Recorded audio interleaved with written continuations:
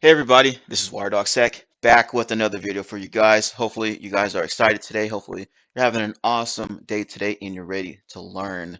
Before we get into it, hit that subscribe button if you're new here. Hit the like button if you enjoyed the content. Comment below on your thoughts and opinions on the content, on the information shared, all that good stuff. Share the video. It helps out the channel, helps get the good word out about cybersecurity, how exciting it is, all the good stuff you can learn in cybersecurity, and it can help potential and up-and-coming cybersecurity professionals. Let's get down into it. This video is going to be over the Metasploit exploitation module inside of TryHackMe. Now, if you're not aware of TryHackMe, it is a good resource to go and get some good training. There's a lot of stuff in here that ranges from challenges slash CTFs to walkthroughs of various different rooms that cover various different topics in cybersecurity. You got stuff about Metasploit, as you can see here. You got stuff about Windows. You got stuff about Linux. You got stuff about web hacking. All kinds of good stuff. And I believe it's around $10 a month, so roughly $120 a year for the VIP subscription. I am subscribed to the VIP service. There are free rooms available, so you can get in, create a free account, and check out for yourself. See if you like it. Go ahead and sign up for it if it's something you're interested in.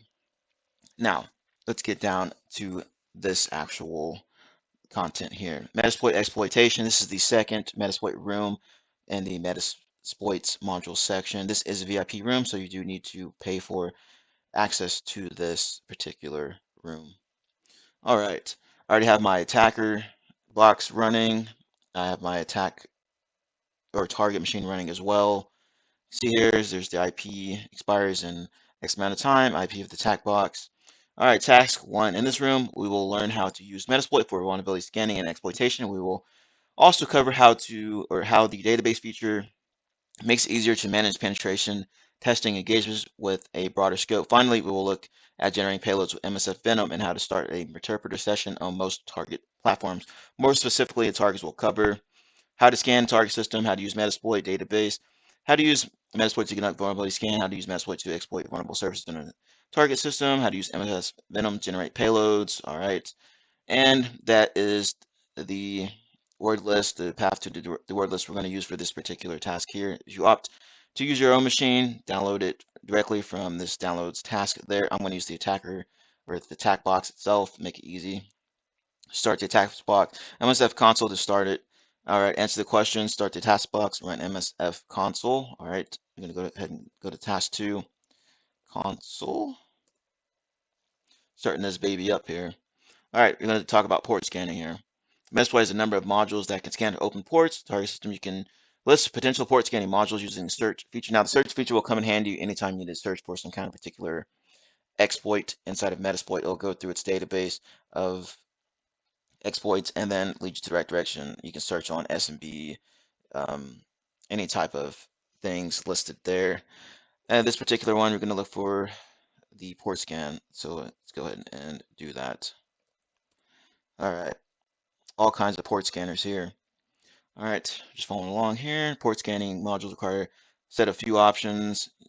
Once you select it, you can use show options. You can show all the configuration settings that you can set for that particular item that you selected. All right, let's go ahead and we're going to use the TCP scanner. So what number is that? Number 5. All right, now we're going to show options. And there it is listed out here, all the configuration settings you can set for it. And it's going to go over an explanation of what each section is for. And you can see it here as well inside of Metasploit. Currency number of targets to be scanned simultaneously. Ports range to be scanned. Please note that the 1 to 1000 here will not be the same as Nmap. Default configuration Nmap will scan the 1000 most used ports, while Metasploit will scan port numbers from 1 to 10,000. Our host is going to be the target threads number of threads you have. The more threads you have set, the faster the scans will be. Says you can directly perform Nmap scans from MFS console as well. You can also import previous Nmap scans as well into the database of Metasploit. But let's just go ahead and follow along here. All right, let's go ahead and try the scanner out first. Set our host to the attack or to the victim machine here. It's going to be a 10. 10, 239, 225. All right, we're going to go ahead and run. You can use run or exploit to launch it. And there we go. Okay, let's go back down here to Nmap once this finishes. I particularly use Nmap when I do any kind of scanning. So let's go ahead and try it out here. -ss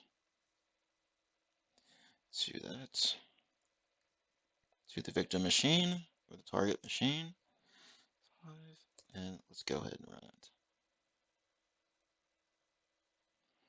All right, we get the same type of information here, maybe a little bit more out of Nmap because it does more things on the back end.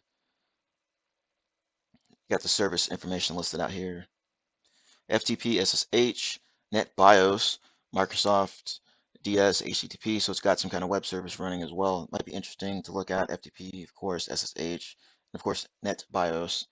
All right, as for the information gathering, if your engagement requires a speedier approach to port scanning, Metasploit might not be your first choice. As I said before, I prefer to use Nmap or RustScan or some other type of scanner that's faster and gives you a little bit more information. However, a number of modules make Metasploit a useful tool for scanning phase. UDP, I'm going to use this UDP sweep here. So let's go ahead and do that. Use scanner discovery. Oops, if I can spell discovery.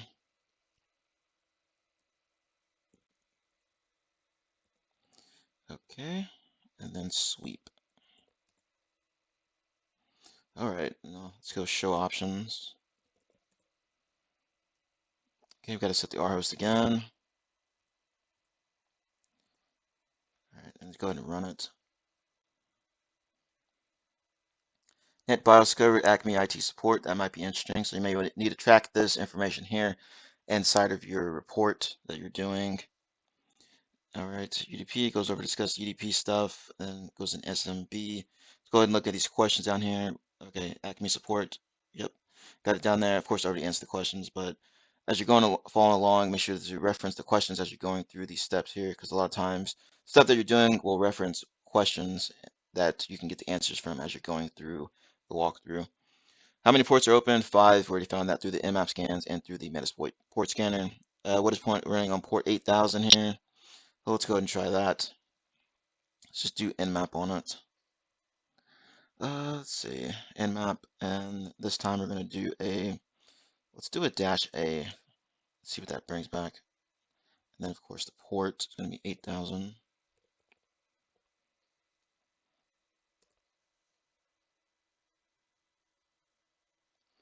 All right. While that's running, let's check out SMB. SMB Scans Metasploit offers several useful auxiliary modules that allow us to scan specific services. Below is an example for SMB, especially useful if it's my corporate environment, SMB, enum shares, SMB version. Okay, it's been identified. So go ahead and play around with this SMB stuff here. These scanners, see what information you can find. Performing the scans, it's most important to not omit more exotic services such as NetBIOS, network basic input and output system, similar to SMB, allows computers to communicate over the network, shares and printers. It's an old service. Hopefully you guys don't have this running in your environment, but more than likely it's going to be running in some type of corporate environment because there's old legacy crap in place. Remember, Metasploit has many modules that can help you better understanding of target systems, possibly help you to find vulnerabilities. Okay. All right, let's see here. What did it find? Let's see, it doesn't have a title, but it did find this information here, the header, and this right here, and exactly what we needed was this. Okay, you can do this with Metasploit as well. So let's go ahead and try that. Let's do a search on that. I believe it's HTTP version. So, yep, there we have it. And go ahead and use that. Show options, see what we can configure on here. Set the R hosts. Bam. All right, let's go ahead and run it. Of course, didn't set the R port. All right, R port is going to be 8000. Now we're going to be cooking with gasoline here. There we go, right there. That's exactly what we need. All right, continuing on with task number 2. What is the penny user's SMB password? Use the word list mentioned in the previous task. Now, maybe you don't know which particular scanner you want to use. So let's go ahead and search SMB. This is going to bring back a ton of results. So maybe we can slim that down even further. SMB underscore. Okay, we still have a bunch in there. Now you can go through and review these here, or you can just try to guess it. Maybe it's using a similar naming convention. Let's try that. Login. And there we go. Go ahead and use it. All right, then show options. See which one you set. Of course, our host, and then let's see here. SMB user. We'll need to set that as penny, and then the pass file as well. So let's go ahead and do that. Let's set our hosts. It's going to be a target IP, whichever one is listed for you. This one is 10.10.218.53.153. All right. Now let's set the pass file. What was it? It was, let's see. Yeah, pass file. There we go. And it's going to be that list. Got it. All right. And then it's SMB user. User is going to be penny. All right. Now let's go ahead and run it. Going through and trying it, and then found it. Penny, Leo, 1234. Awesome. Let's move on to the next one. All right, task 3, the Metasploit database. While it's not required when interacting with a single target on TryHackMe, an actual penetration testing engagement will likely have several targets. Metasploit has a database function to simplify project management and avoid possible confusion when setting up parameter values. Attention, to replicate the examples below, please select Kali Linux under the attack box menu. See the screenshot below. You first need to start the PostgreSQL database, which Metasploit will use with the following command. And there's the command. Now I'm not going to actually do this because I already have the attack box running, but feel free to do this on your own Kali box, your own Kali VM that you have set up. If you don't have one set up, I recommend doing that in case you need to use it in engagements or in CTFs or just in practice. All right, just going to skim over this stuff. Tells you to start the database using this command ham here, msfdb init, initialize the database. You can see all the stuff here in the screenshot. Then you can start it, msf console, and then check the status of it using that command there. And then you can create workspaces, check workspaces and such using workspace. Workspace A lists all workspace available, or workspace A as a workspace, and then workspace -D deletes it. Okay, and then the asterisk symbol is the new database name. Let's see here. Navigate between workspaces by simply typing workspace followed by the desired workspace name. Pretty straightforward. Workspace dot or slash or dash H is the help feature. Lists everything here. All the options you can select or parameters you can select. Details about what they do. Help command as well. Let's see here. That's just the help command is for Metasploit in general. You can use that in Metasploit by itself, or you can use it in like the database section as it has listed out here, database backend commands. See if you run nmap, you can use db underscore nmap, show the results saved in the database. Okay, that's good. That'll come in handy as you progress through your engagement or CTF, what have you. Host and services commands. Host lists the host information, and then services lists whatever services were discovered, saved inside that database. Host-H and service-H list the help section for each prospective command. Let's see here. Once the host information is stored in database, you can use the host-R command to add this value to the rhost parameter. So that should come in handy anytime you want to use this database feature. Example workflow. Okay, and it goes over how to apply this in the practical environment. All right, and it did that. It had that scanner selected. Okay, and then it has hosts. There we go. Our hosts automatically in there and show options. List options for it. Configuration. Then go ahead and configure whatever you need to configure to get the task accomplished. There's more than one host saved to the database. All IP addresses will be used when the host-R command is used. Typical penetration testing engagement. We could have the following scenario: finding available hosts using the db_nmap command, scanning these for further vulnerabilities or open ports using a port scanning module. The services command can be used with the -S parameter. Will allow you to search for a specific services and environment. Okay, yep, you're going to search for NetBIOS, so you're going to use that -S to do that, and it's going to just bring back the information in regard to NetBIOS during the scan. You may want to look for low-hanging fruit such as HTTP, FTP, SMB, SSH, RDP. That's great. Could be vulnerable to Bluekeep or allow desktop access if weak credentials were used. SMB, of course, could be vulnerable to SMB exploits such as MS17-010, and that was a big vulnerability a few years ago. You might want to look into this one here and see what you can find out. As you can see, Metasploit has many features to aid in engagement, such as the ability to compartmentalize your engagement to workspace, analyze your results at high level, and quickly import and export data. All right, let's move on to task number 4. Okay, task number 4, vulnerability scanning.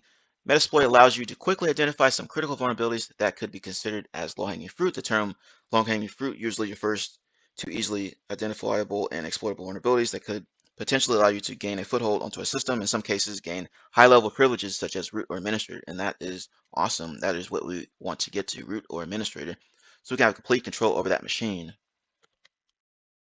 Vulnerabilities using Metasploit will rely heavily on your ability to scan and fingerprint the target, and make sure you do this thoroughly, because you might come across a box that you can't seem to get into. Well, you need to go back and maybe rescan it, re-fingerprint it, do some more enumeration on there, and try to find an avenue of attack. All right, when you're looking for specific vulnerabilities, you can use the search feature to find um, modules and stuff related to whatever search term you use. In this case, VNC. It's going to bring out a bunch of stuff in VNC. Okay, a lot of stuff as you can see here. Yep. Okay, and this one is referencing this scanner for VNC. So let's see if we can find it here.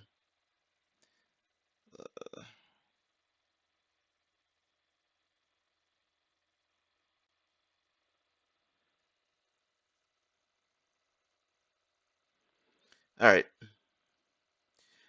brings back a bunch of stuff for VNC or whatever you're searching for, and then as you select it, you can use the info command on the module to display more information. Okay. All right, as you can see, the VNC login module can help us find login services or details about VNC service. Who wrote the module to check for SMTP open relay? All right, let's go ahead and search for SMTP. Okay, I was searching through here for this SMTP relay. There we go, number 7. So let's go ahead and do that. Use 7. All right, info. Okay, there we go. Provided by Campbell Murray, and that is the answer to that question. All right, task number 5, exploitation. As the name suggests, Metasploit is an exploitation framework. Exploits are the most populated module category. All right, that can be kind of detrimental when it comes to the search command. I mean, if it's a pretty generic search, it's going to pull up a lot of stuff. You can search exploits using search command, okay, and we already know about that, and then info to find out more information about that particular exploit or whatever you have selected. And then you can launch it using exploit to run. And then once you have it selected, you can use show payload or payloads. Okay, just for a specific payload. Once you have decided on the payload, you can set the payload using set payload. Okay, we're going to do all this as well. Note that choosing a working payload can become a trial and error due to environmental or OS restrictions such as firewall rules, antivirus, file writing, or the program performing the payload execution isn't available. Some payloads will require will open new parameters that will need to be set. You can use show options to do that. And some of them require lhost if it's like a callback payload, like reverse shell or something like that. All right. And Control Z to background it, Control C to completely kill it. Okay, sessions. Once you have a session set, you can use sessions command to display all sessions, and sessions ID or -I for interact, and then the ID you can interact with that particular session, and then -H list all the options available for the sessions command. Like I said, -I is interact. Exploit one of the critical vulnerabilities, so we're going to go ahead and scan this target machine again, see what we can find out. Of course, I already answered this stuff here, but let's go through and show you what I did to get these answers. And of course, this is going to apply in a practical sense.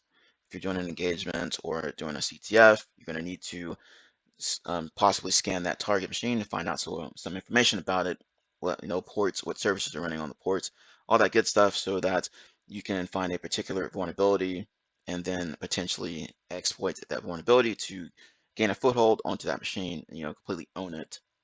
All right, Nmap scan is finished. Let's go ahead and check out the results here. We got the ports. Okay, we've got some more information here about the PC name. Let's go ahead and scroll down. All right, 445 is running, 139 is running. All right, it tells us that it's a Windows 7 professional machine. And since SMB is running, maybe we can exploit that. See if we can find out anything else. NetBIOS stuff. Okay. All right, some pretty good information here that we can use to find a vulnerability to exploit on this machine. Since it's running SMB, well, maybe there is a critical known exploit out there for this SMB. And we already know that due to our research on SMB and this well-known Eternal Blue one here. So let's go ahead and search for it. Let's see here, Eternal Blue. All right. There's a scanner. If you're not sure that the machine may be vulnerable, you can run this scanner here, and let's just go ahead and do that just to check for it. Show options. All right, there's all our options here, and let's see here. Set to our hosts. All right.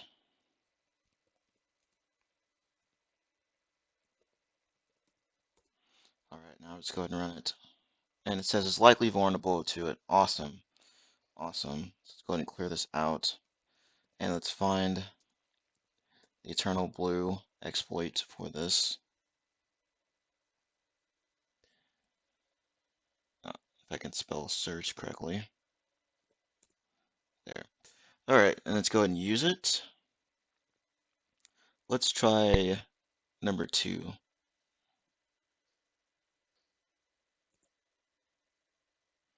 All right, and if you don't have a payload selected, it's going to automatically do that for you. So it's going to show options. All right, lhost is going to be your local machine or whatever you want to connect back to. Set the rhost, going to go back and do that here. All that's set, go ahead and run it, see what it does. The exploit is working, doing its magic.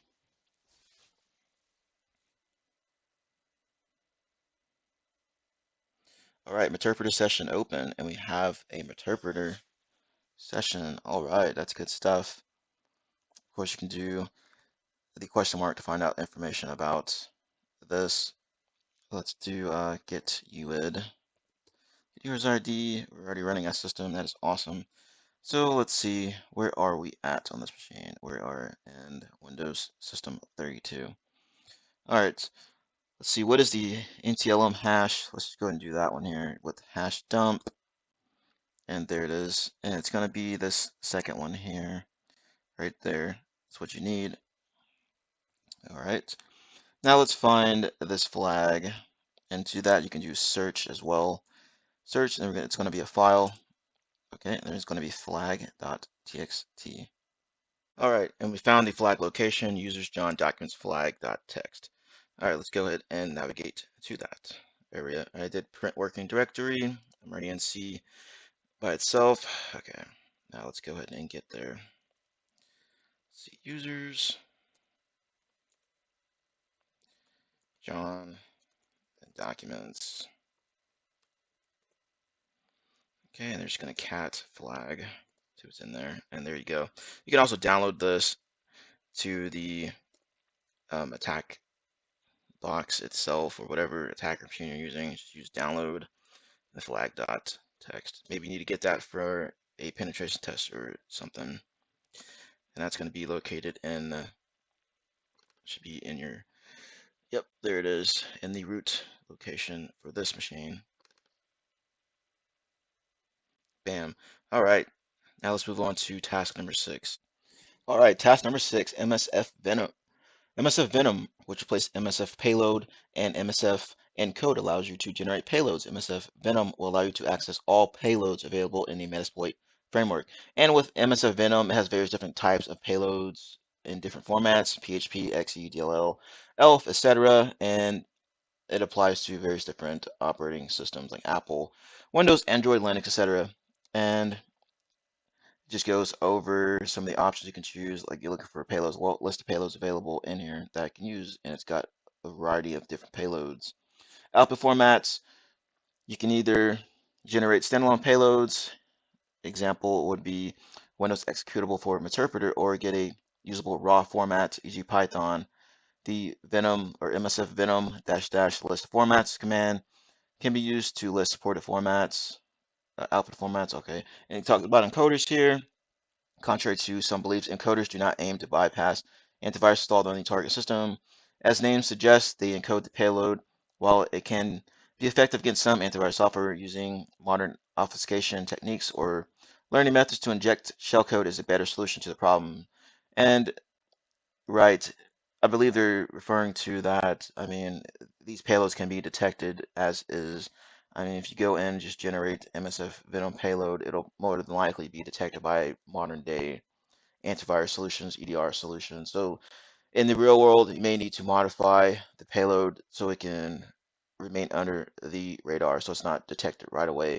You're trying to make it as stealthy as possible or undetected as possible so that the blue team doesn't discover what's going on with your activities.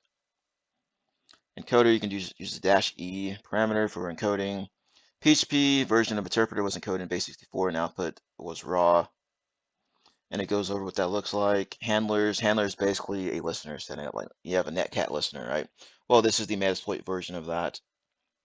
Set the listener up so that whenever you do launch that payload or whenever that payload executes and it's like a reverse shell, that reverse connection will be caught by this handler so you can interact with the session. And it goes over PHP 1 and okay, it goes in further detail. You can tell it's PHP by that tag there. Reverse shell goes into that. And there's a website out there called Payload All the Things, I believe, that you can go check out various different payloads for stuff. Use exploit multi-handler. That's the one we're going to use here. Reverse PHP. And here is the one they're using out of Metasploit. And they got all the options and stuff set up in there for their payload. Once everything is set, you'll use run to make sure the handler is running. It gives you a little message there. Other payloads, it goes into other things, ELF for Linux stuff. Windows, PHP, ASP, Python, etc., etc. Now let's go through here. I've already done some of this just to save time. I'm SSH into the victim box or target machine as Murphy via SSH. You can see here, I've already done it.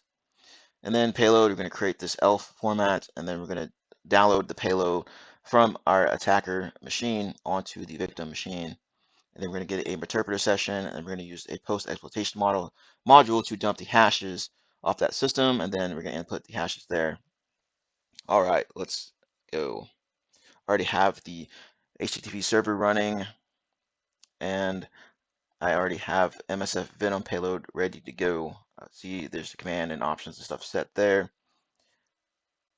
Got it set to my host machine IP or my attacker box IP, which is right there.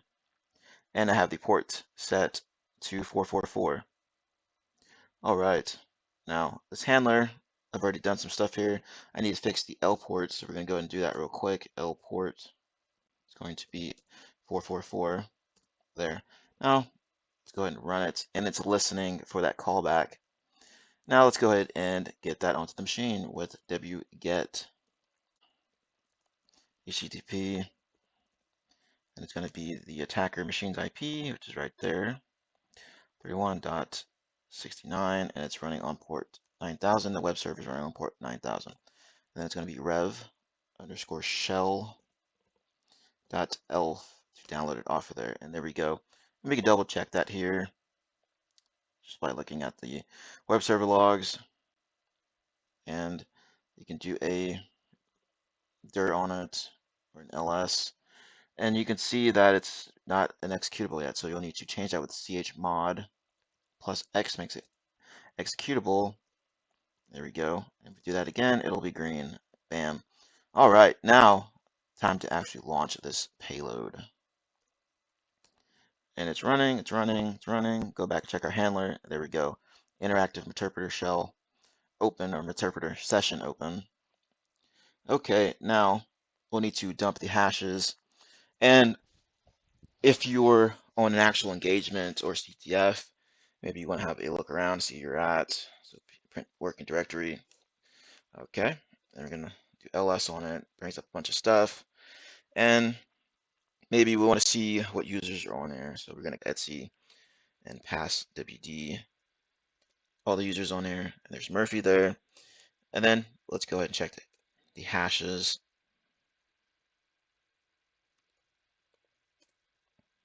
And there's the hashes for Murphy, and then Claire as well.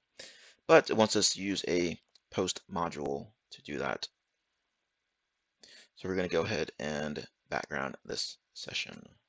All right, after looking around, searching through all the modules and such you want to use, you want to find this one here, this post Linux gather hash dump. All right, you're going to use 0, show options, see what they got available here, session. And if you don't know what session it is, you can just use show sessions.